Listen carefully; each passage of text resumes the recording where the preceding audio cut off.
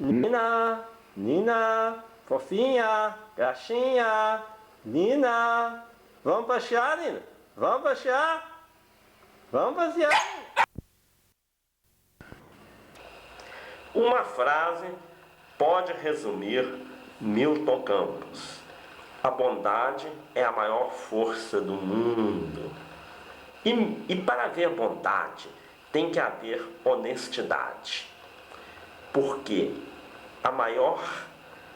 o maior inimigo da bondade é a corrupção, né? E Milton tinha o maior respeito pela coisa pública, porque o que é público é de todos. E o pior tipo de gente, o pior tipo de político é aquele que rouba o povo, que rouba a população, que mente para a população. E a maior parte de políticos vivos hoje que citam Milton Campos são pessoas opostas a ele, né? São pessoas que não têm o menor respeito pela coisa pública. O que é público tem que ser respeitado, né? O político tem que ser honesto, né? O político não pode ter vergonha de ser honesto. E Milton sempre zelou muito bem pelo que é público. Mas também ele é o mar, ele é uma figura inesgotável, né? Ele é um homem exemplo, ele é um homem que odiava os puxa-sacos, né? Que a pior praga para o político são os puxa-sacos. E o Milton não gostava de aparecer, né? Ele achava que a publicidade é totalmente desnecessária, porque o que é bom aparece e o que é ruim não tem que aparecer, tem que ficar escondido, né? Porque hoje o político hoje ele gasta muito mais em propaganda, em publicidade. Isso é ridículo. Walter Moreira Salles, o pai do grande cineasta João Moreira Salles, né? O autor de Santiago, um filme belíssimo. Agora, o Milton, né, ele odiava, né, aparecer, né? Ele é um sujeito que ele não precisava disso, né? Porque ele sabia o que é importante aparece naturalmente, né? E o vedetismo, a fogueira das vaidades, é o que existe de pior, principalmente com os políticos, né? E isso é um negócio terrível, né? Essa fogueira das vaidades, né? E o Milton odiava isso, ele odiava aqueles banquetes, aquela situação toda, né? Aquele culto à personalidade, que é a pior coisa que existe no meio político, né? Esse culto à personalidade, porque ele sabia que o poder corrompe, né? Milton era um trotskista, né? E ele também sabia disso. A revolução tem que ser permanente. Se não for permanente, é melhor não mexer em nada, deixar tudo como está, né? Porque a mudança tem que ocorrer toda hora, a todo momento, né? E esse lance desse poder, né, que corrompe, né? O sujeito ser mordido pela mosca azul, ele acha que é o dono da verdade, o dono do mundo, né? A verdade não tem dono, né? A verdade é de todas, o mundo é de todos, né? É a mesma coisa da propriedade, né? A propriedade é um roubo, né? Tudo é de todos, né? E a pessoa, quando é inteligente, uma pessoa inteligente igual o Milton, ele sabe disso muito bem, né? Ele tem sensibilidade, tem tudo isso, né, que é importante. Por isso é que ele é um homem exemplo, né? É um sujeito que nunca se deixou corromper, porque ele sabia que o governar é resistir. Aí a sua filha Vitória, né, que é uma mulher belíssima, uma pena eu não a conheci, né? Mas olha, ao lado do pai, né? E o nome também que adoro, né? Vitória, né? Vitória. Aí ela é belíssima, belíssima. Né? Mas o Milton também é um cara que soube, né, cuidar muito bem da sua família, né? Ele dava muita importância à sua vida familiar, né? Ele sabia separar o homem público do homem de família, né? Isso é algo muito importante também, né? E ele também era um sujeito que tinha uma vocação literária muito grande, né? Tanto que os seus dois maiores amigos, Rodrigo de Melo Franco de Andrade, que eu considero um escritor de primeira linha, né? Melhor do que ele, só o Machado de Assis, que é o melhor de todos, e o Oswald de Andrade. Inclusive, eu acho ele melhor, o Rodrigo, do que o Guimarães Rosa. Agora, já o Carlos Drummond de Andrade, esse aí eu já acho um poeta de segunda categoria, mas é um sujeito importante, né? Mas ele com Oswaldo Faria, olha a Rádio Tatiaia aí, Oswaldo Faria, que era irmão do César de Faria, um homem culto, um homem que eu tive o prazer de conhecer, que trabalhou na Embrafilme, o pai da Beatriz, né, que é uma figura que eu gosto muito, e também irmão do Raimundo Faria, que é cineasta também.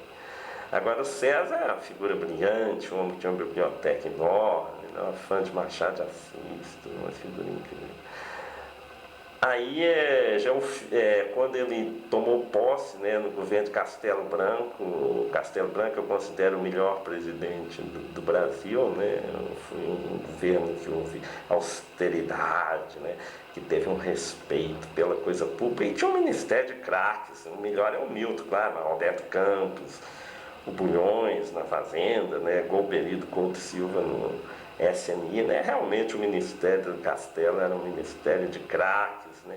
E esse livro do Murilo Badaró eu gosto muito, né? Porque o Murilo ele é um cara profundo, ele pesquisa muito bem, né?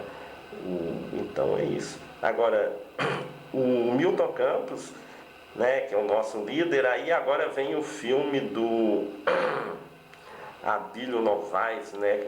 O casamento do Abílio com a sua filha mais velha, a Lídia. Aí esse filme que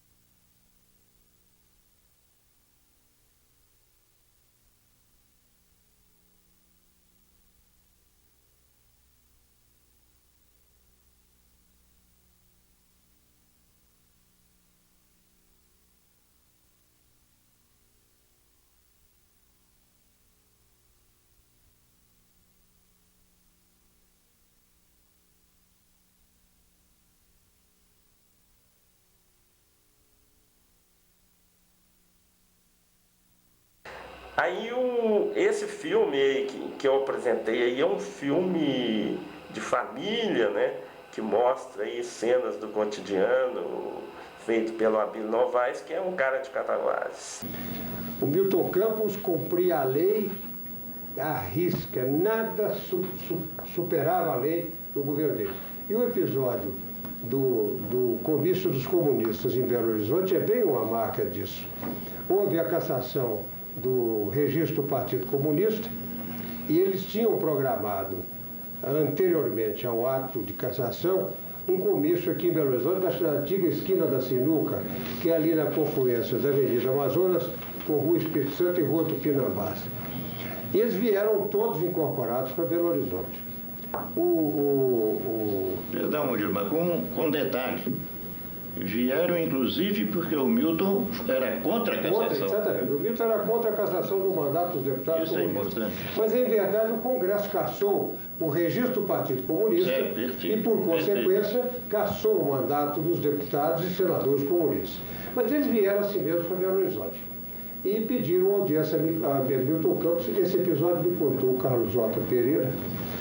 E o Milton Campos os recebeu e cordialmente, a Dalgisa Nery estava presente, quando o Cabanas, que era um comunista antigo, diz ele assim, o Milton Campos diz, não é possível fazer o comício porque os senhores estão fora da lei, a lei não permite que se faça o comício.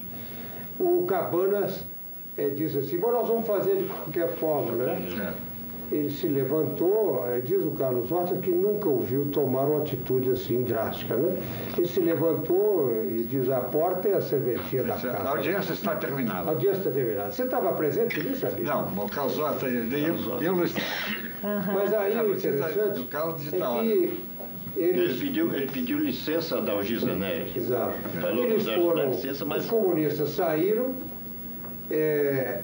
ele chamou o chefe de polícia, o comandante da Polícia Militar, mandou das providências com relação à segurança e deu garantia a eles para que eles pudessem embarcar e foram para o Rio de Janeiro de volta. E parece, quanto ao Carlos, que eu também não participei, mas quanto ao Carlos, que tem um detalhe também, é o seguinte, que ele depois de dizer que a lei determinava a ilegalidade do comício, dizer, agora, se quiserem, recorram ao judiciário,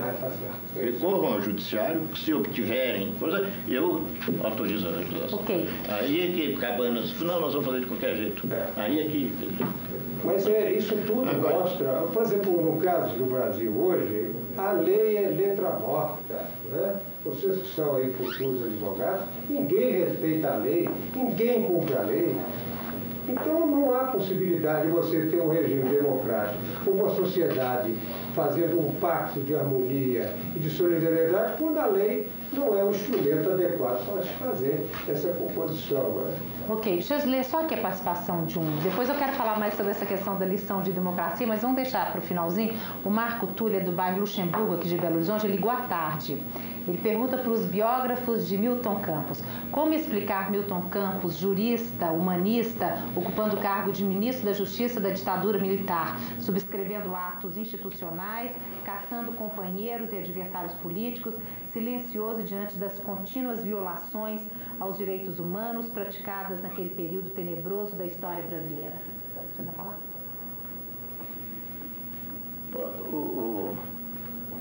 Evidentemente, o país caminhava... Vamos lá explicar para quem não sabe, ele foi convidado por Castelo Branco para ser ministro da Justiça, me parece, para restabelecer a democracia, seria isso, né? Vamos explicar. Então, que seria a minha também, mas essa é a visão pessoal. Havia, evidentemente, um movimento se não de subversão, vamos visitar o assunto, mas de desordem social. Havia os grupos organizados, os 12 do Brizola, que iam para o interior do país afora, fazendo proselitismo de revolucionários. O processo de subversão da ordem era evidente e os fatos demonstram isso. O episódio, por exemplo, da Marinha, da insurreição dos sargentos da Marinha, é uma prova evidente disso, da instabilidade do regime. De modo que ele foi, naquela hora, convencido de que, para os democratas, para os liberais, aquilo era um processo de defesa da estrutura democrática do país. Tanto que há um famoso discurso dele, em que, se não me engano, é esse do Pedro, que ele diz assim: cumpre distinguir entre a revolução e o seu processo. A revolução há de ser curta e breve. O processo há de ser curto e breve, porque a sua continuidade conduz o país à ditadura, ao totalitarismo, a um regime forte. Agora, a revolução, essa há de ser permanente. Quer dizer, há uma distinção. Ele acreditava que o governo do Castelo tinha se implantado exatamente para reimplantar, para restabelecer a normalidade do processo democrático. E tanto foi assim que ele, ao contrário da impressão que ele assinou os atos institucionais, ele se pediu exoneração antes do ato institucional número 2. Que exatamente foi o ato institucional que marcou o início, ainda até incipiente, o início da degringolada dos princípios da Revolução de 64. Quer dizer, quando ele viu que estava ameaçado o esforço de redemocratização que o governo Castelo Branco estava realizando e empreendendo, quando ele percebeu que havia ameaça de eleições indiretas, de todo o processo de perseguição, de sacrifício dos colegas e amigos, nessa hora, antes do ato institucional número 2, ele se exonerou. Ok, só quer completar, né? Murilo Badaró, ainda agora, quando subimos, me disse que nessa sua pregação atual, o número maior de perguntas que ele recebe é exatamente esta: como é que Milton Campos, democrata, participou de um governo da Revolução? Eu tenho uma resposta um pouco mais terra a terra. Revolução de 64, Milton ministro da Justiça de Castelo Branco, e supunha-se que a Revolução fosse durar apenas um ano. Castelo Branco chegou a pensar seriamente em ter um substituto civil e pensava no Bilac Bilac. Foi atropelado e a Revolução permaneceu. Mas várias pessoas que permaneceram na Revolução não eram todos do mesmo naipe, do mesmo pensamento. Eu mesmo participei do governo de Costa Silva, eu fui subchefe da Casa Civil. Havia na Revolução, como os jovens todos a entendem, um grupo reacionário, eram os militares lá, e havia os civis. Milton Campos com Pedro Aleixo, rondou na Casa Civil, eu um pouco, nós defendíamos. Se não fosse esses 4, 5, o número de caçados seria muito maior. É preciso distinguir que nem todos que ficaram para provocar, ou para fazer, ou para discutir, estavam defendendo. E se eu mesmo fui perguntado várias vezes, por que você continua lá? Porque se eu sair, vai para um lugar pior do que eu. Ok. Abílio, desculpe, esse é um assunto importante, merece um pouco mais de esclarecimento.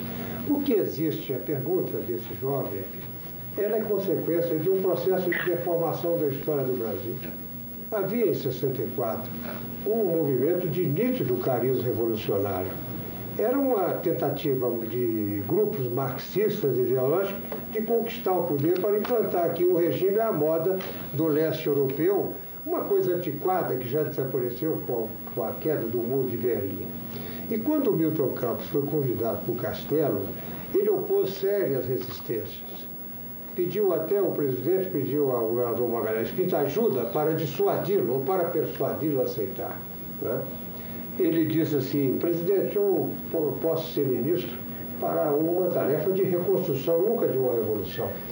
E eu estava contando ao Zé Bento, viu, Abílio, que no depoimento do Carlos Lacerda, o Carlos Lacerda tem um livro interessantíssimo, que vocês deviam ler para poder, os jovens, estou falando dos jovens, para ler esse depoimento do Carlos Lacerda, que é muito interessante.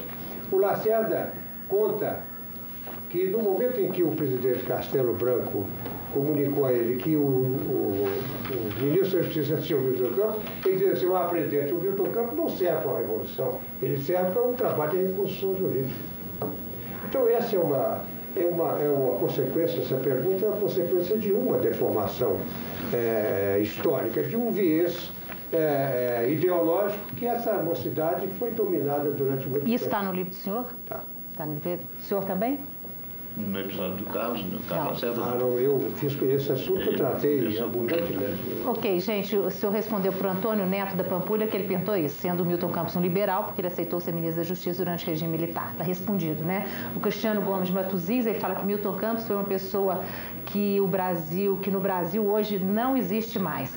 A Leda dos Santos de Venda Nova, ela fala, conheci muito Milton Campos, minha mãe o conheceu e é muito grata a ele, pois ele ajudou muito, era uma pessoa maravilhosa e está mandando um abraço para os netos do Milton Campos. O José Leão Vilas Boas, do bairro São Cristóvão, ele fala que ele teve a honra de votar no Milton Campos para governador e senador e que quando teve a greve dos ferroviários em Divinópolis, ele disse que ao invés de chamarem a polícia, temos que mandar o trem pagador para pagar o pessoal. E a Josefina Martins, do bairro Mangabeiras, a mesma coisa, ela fala, meu pai era engenheiro da rede e que hoje a rede Viação, né, que é hoje a rede ferroviária, e Milton Campos disse para ele, por que não mandar um trem pagador ao invés da polícia? O Clênio Gurgel, de Contagem, do bairro Amazonas, ele fala, pasmem, Milton Campos, depois de deixar o governo de Minas, pediu para pagar em 3 pagamentos livros jurídicos importados. Vocês querem comentar? Oi. Eu até li sobre isso mesmo, que ele saiu do governo mais pobre que quando ele entrou, né? Como se fosse assim. Acho que foi até no livro do José Bento mesmo que eu li. Era assim mesmo. Eu até li também que ele fazia uma audiência pública todas as terças-feiras, né? Deixava qualquer pessoa que quisesse conversar com ele, diferente do que é hoje, né? Mas voltando à observação da ressalva do Murilo, é preciso considerar a época. Na época, hoje em dia, não tem tanta significação, mas na época, o processo de audiência pública, para a época, nós estávamos saindo da ditadura. O Benedito tinha feito um governo, exatamente talvez por ser um regime ditatorial, muito fechado, muito sem contato com o povo. Então, naquela hora, o povo via na abertura do Palácio da Liberdade um símbolo, assim, da libertação nacional. O povo sentia que ele, estando no palácio, junto ao governador, era uma reconquista da liberdade pela qual todo o povo ansiava. Então, teve esse sentido. Hoje, talvez não tenha a mesma força, a mesma expressão. Pois é, democrática. mas Virgílio e Maria Clara, teve essa coisa mesmo? Vocês têm notícia disso, dele ter saído assim, de ter sido um homem tão, eu não sei como é que eu posso definir isso não, mas realmente ele saiu depois do governo com uma situação financeira... Bom, nessa época eu não era nascido ainda, né? Mas isso nós sempre notamos, que o Milton Campos jamais ele utilizava qualquer cargo, qualquer coisa para se enriquecer ou qualquer coisa desse tipo, né? Pois é, agora vamos falar, eu queria chamar de novo aquelas imagens que a gente colocou, que foi fornecida por vocês, pela Maria Clara, é um arquivo da família. Vamos falar um pouquinho sobre hobby, eu sei que ele gostava muito de ler, era um fumante inveterado. Aí o casamento, isso aí é batizado? Não, casamento de qual? Da sua mãe, Maria Clara? Então, comenta alguma coisa pra gente, como é que era? Havia muitas festas em família? O que Milton Campos gostava mais de fazer? Virgílio morou com ele, né?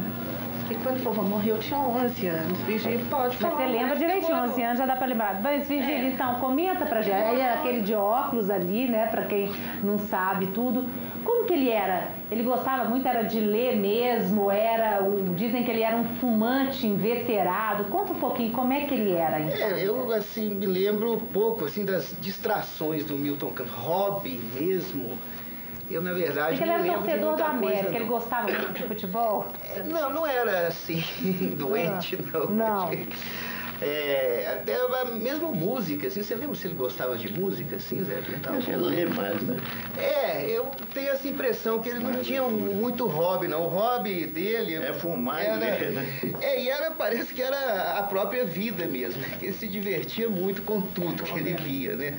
desde as crianças aos amigos, né? Ele recebia visitas, né? Aí nós estamos com a imagem do Milton Campos com a esposa, que é a dona Deia. É isso?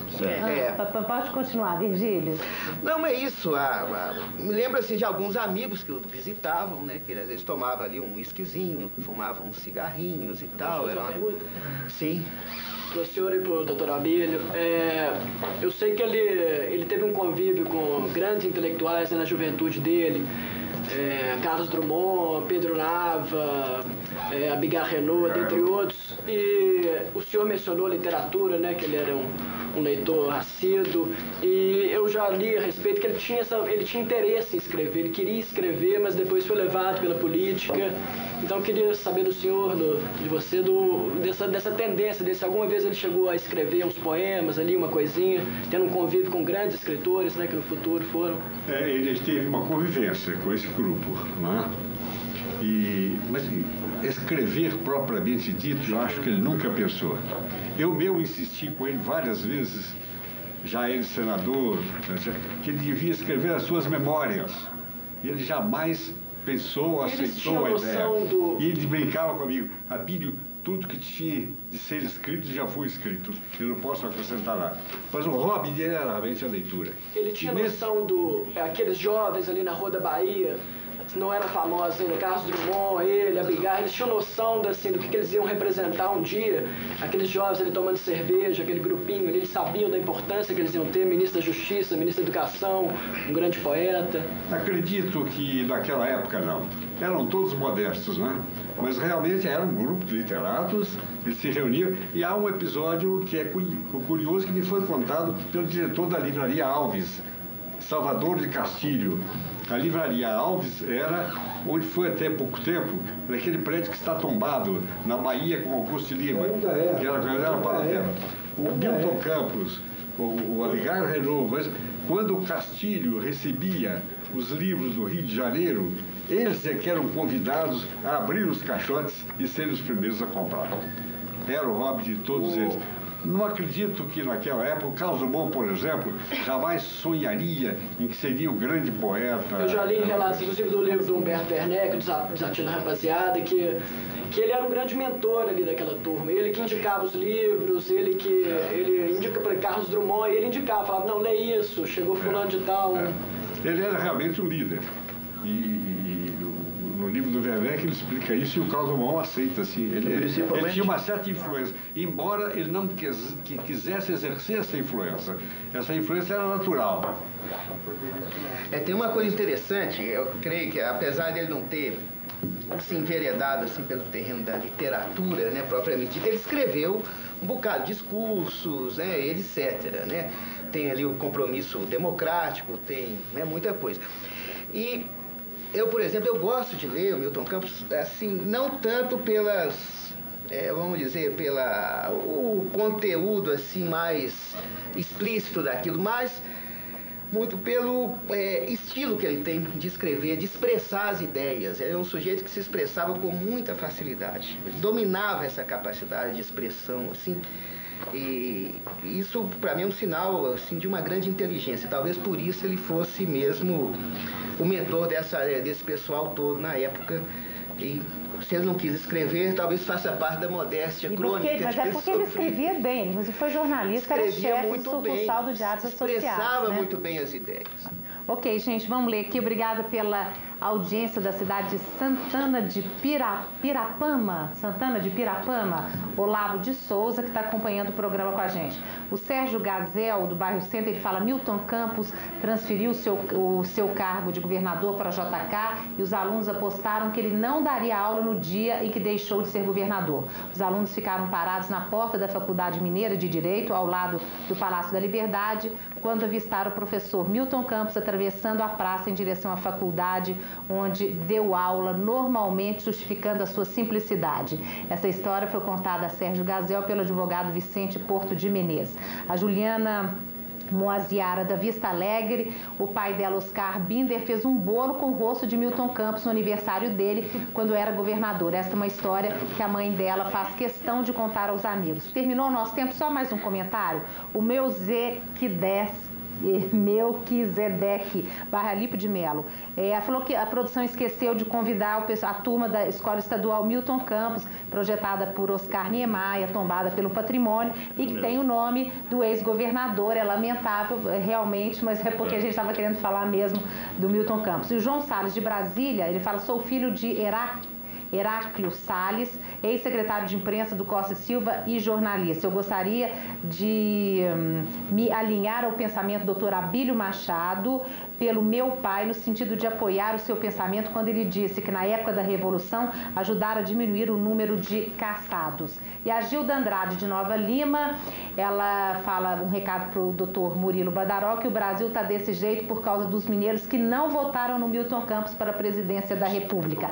Nosso tempo terminou, infelizmente. Eu queria só de vocês, rapidamente, uma frasezinha, alguma coisa que identifique Milton Campos. Por favor, muito rápido, nosso tempo terminou. Uma palavra. Ele foi um político perfeito na acepção da palavra, quer dizer, um homem puro na crença do ideal democrático e no amor à liberdade. Ok, pois não. Zé Bento Teixeira de Salles. Voltando ao que eu já tinha dito sobre o trabalho de redemocratização dele, no último dia, quando ele saiu do palácio, a pé, falando comigo, diz assim: governar é resistir. Pois é, senhor por último, por favor, porque o tempo terminou. Olha, todo mundo diz que achou a resposta 15 minutos depois. Como nós não temos 15 minutos, eu vou repetir a do Carlos Drummond de Andrade. Milton Campos era um homem que todos nós gostaríamos de ser. Pois é, os netos querem falar, um dos dois, alguma coisa super rápida? Não, mas é isso, eu acho que foi um mestre, né? Um educador para muita gente, um filósofo, assim, que aplicou na prática tudo aquilo que o espírito dele dizia, né? E é isso. Ok. Gente, muito obrigada pela participação daqui no programa. Que pena que a gente tinha tanta coisa. Eu falei que o senhor, que o tempo voava e voou mesmo, né? Gente, obrigada pela presença de vocês. Só lembrar os nossos telespectadores, amanhã...